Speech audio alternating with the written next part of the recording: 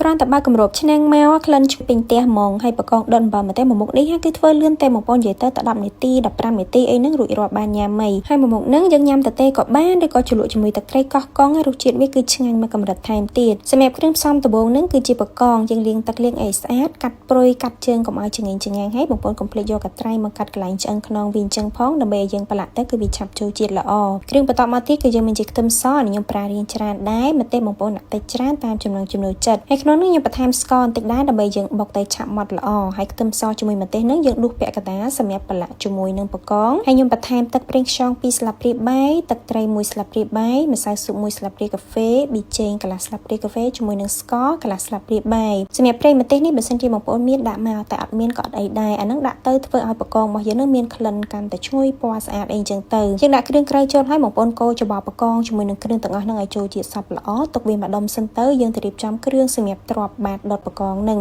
គល់ស្លឹកគ្រៃប្រើរាងច្រើនបន្តិចមកយើងដំវាឲ្យបែករំដេងប្រើម្ដុំរាងធំដែរកាត់វាជាដុំរាងតូចៗហើយគ្រឿងចុងក្រោយគេហ្នឹងគឺជាស្លឹកក្រូចសើចបន្ទាប់ពីយើងត្រៀមគ្រឿងក្រៅរួចរាល់ហើយយើងរៀបវាដាក់នៅបាតខ្ទះសិនបន្ទាប់មកយើងចាក់បកងដែលបានប្រឡាក់គ្រឿងហើយស្រាប់នឹងដាក់ពីលើហើយបងប្អូនចាក់ប្រេងឆាចូលមកសម្រាប់ប្រេងឆាដាក់រាងច្រើនបន្តិចមកណាបងប្អូនព្រោះអានេះដុតបកងត្រូវការប្រើប្រេងឆារាងច្រើនសម្រាប់ការដុតហ្នឹងយើងទុកចោលវាប្រហែលជាខ្ទង់5-6នាទីអីសិនទៅយើងទៅរៀបចំធ្វើទឹកត្រីកោះកុងសម្រាប់ទឹកត្រីកោះកុងបងប្អូនធ្វើដូចខ្ញុំអញ្ចឹងក៏បានឬក៏មានរបៀបធ្វើខ្លួនឯងយើងធ្វើតាមអីដែលយើងធ្លាប់ធ្វើអញ្ចឹងទៅទឹកត្រីកោះកុងមកខ្ញុំអត់ដាក់អំបិលទេបងប្អូនខ្ញុំដាក់តែទឹកត្រីប៊ីចេងស្ករថែមទឹកបន្តិចហើយច្របាច់ក្រូចឆ្មាចូលមកតែប៉ុណ្្នឹងគឺត្រូវរសជាតិហើយសម្រាប់បកងនេះបន្ទាប់ពីយើងដុតប្រហែលជាខ្ទង់7នាទីបងប្អូនបើកគម្របហើយកូរច្បល់វាអញ្ចឹងមកយើងកូរវាពីក្រោមទៅលើពីលើទៅក្រោមដើម្បីវាឆ្អិនសព្វល្អបន្ទាប់មកគ្របវាម្ដងទៀតប្រហែលជាខ្ទង់3ទៅ4នាទីតែប៉ុណ្្នឹងមកបកងដុតអំបិលម្ទេសរបស់យើងគឺរួចរាល់យើងអាចយកទៅញ៉ាំបានហើយសម្រាប់បកងនេះដែរគឺវាឆាប់ឆ្អិនទេបងប្អូនអញ្ចឹងហើយយើងកុំទុកយូរពេក